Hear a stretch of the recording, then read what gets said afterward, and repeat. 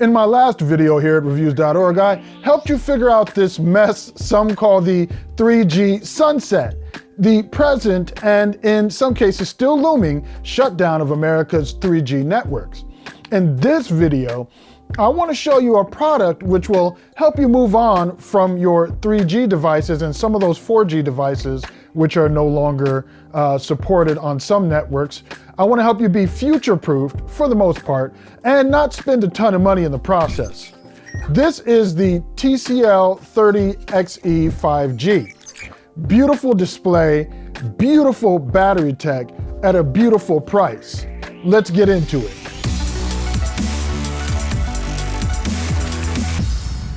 Hey, if any of the videos on this channel have helped you, any of mine, any of the videos from any of my awesome colleagues here, please consider hitting us with that thumbs up, hitting that subscribe, and clicking that notification bell so you'll be notified when we upload the latest videos and when we run our awesome contests.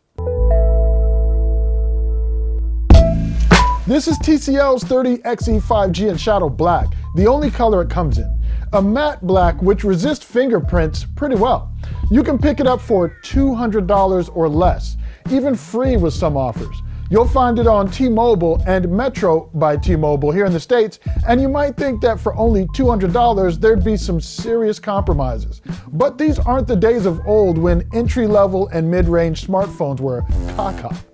When you power the phone on, you're met with a really nice 6.52-inch LCD V-notch display running at 90 Hz. Set in the 20:9 aspect ratio at 720 by 1600 with a 268 pixel per inch density, on paper, the display is nothing to be particularly excited about. That is until you dive into some content. You know I jumped into my familiar video lists on Netflix and in the Disney Plus apps. We'll begin with the one that I think is most meaningful, those black levels.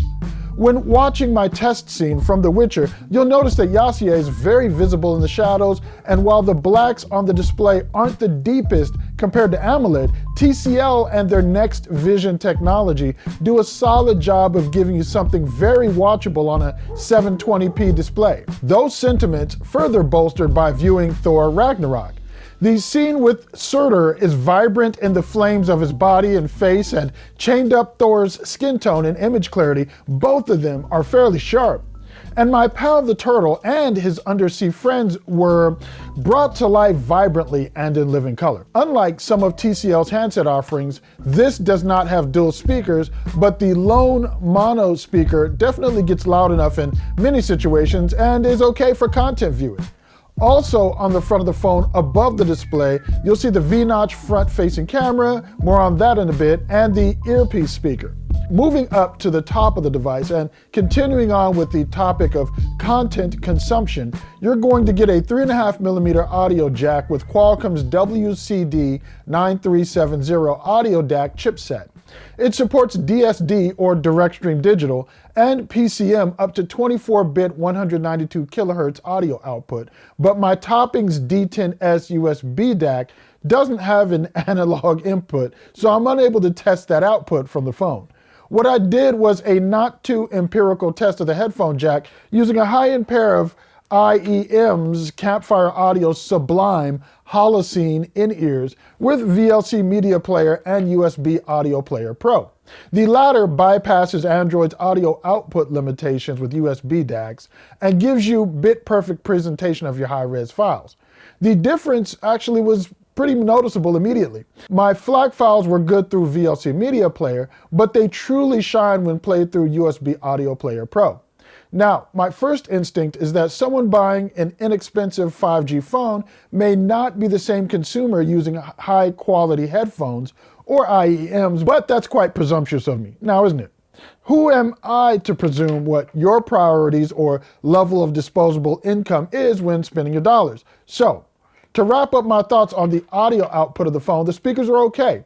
Bluetooth is, of course, Bluetooth, and I have to say the 3.5mm jack gets a big thumbs up. You won't be disappointed with its quality for your mobile listening, unless you're a Captain Audiophile. But if that's the case, nothing sub 10 grand is gonna be acceptable to you. I said what I said. Now, getting back to the hardware, on the right side of the phone is where you'll find the volume rocker and power button, Left side is your SIM tray and expandable storage up to 512 gigabytes. Bottom of the phone is the USB-C charge port, speaker, and microphone. Around the back of the phone, you'll see the fingerprint scanner, which worked flawlessly every time. It was wonderful. You also see the triple camera module. Let's take a moment here to talk about all of the cameras front and back. TCL labels the module their AI cameras, and they're about what I'd expect at this price range. Not remarkable, but not craptastic either. I know that may not sound too confidence instilling, but the fact of the matter is that camera technology on smartphones has gotten good enough these days that most cameras in good light will take photos good enough for what most of us do with them anyway, and that is sharing with family and friends via text messaging or social networks. Images from the 13 megapixel sensor in good sunlight were sharp, and TCL opts for more natural processing rather than the highly saturated colors and over-sharpening seen in some smartphone cameras. In low light is where you'll begin to see the difference between these cameras and much pricier devices in the amount of grain in the image. That said, it's still capable of taking solid photos like this one, where it was actually a lot darker than the AI processed here. There is no specific night mode, but the camera app has an AI-driven scene detection, which picks up on low light situations and adjusts accordingly. And the 2 megapixel macro camera is a mixed bag, but is capable of capturing some images which are absolutely usable on social. Around the front, that 8 megapixel camera is capable in good light as well. Things will get grainy in low light, and the AI will look like it struggles with some edges in portrait mode, but once photos are processed, they actually come out with very respectable edges. So let's bring things to a close here and talk about user experience. Battery life, that MediaTek processor, gaming, and the 90 Hz panel. Battery life is pretty darn good on this phone. Battery is always hard to tell because we all use our phones differently, but I got a day out of the phone easily with plenty to spare well into the evenings. The phone supports 18-watt fast charging and comes with an 18-watt charger in the box. Top-ups are going to take you a little more than 2 hours, close to 2.5, but with fast charging, I was able to get to 25% in 30 minutes. Someone has been here. I did some gaming and asked my sons to also throw down and give me their feedback. My eldest did about a half hour playing PUBG and Genshin Impact. This MediaTek Dimensity 700 and Adreno 619 graphics processing unit, mated to 4 gigabytes of RAM, handled both processor-intensive games well, though it did climb to 96 degrees. But no lag spikes, gameplay was smooth thanks to a 180 Hz touch sampling rate. That's great for a $200 phone, and graphics were okay at high frame rates. But you know what was better than okay at high frame rates? This display. It was a delight at 90 Hz and felt peppy and fluid. Being the thing you're going to interact with most, at $200, it was a joy. And that really sums up the overall user experience with the TCL 30XE 5G. In a land which tries to sell you smartphones at laptop prices as a necessity, it's a joy using a phone which provides this much value at such an accessible price point, and though it ships with Android 11, TCL tells me it will be updated to Android 12. So that's good news as well.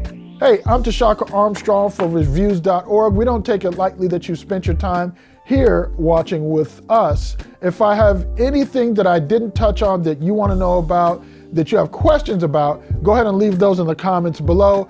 I'll get to them. Love chatting with y'all. I will catch you on the next video.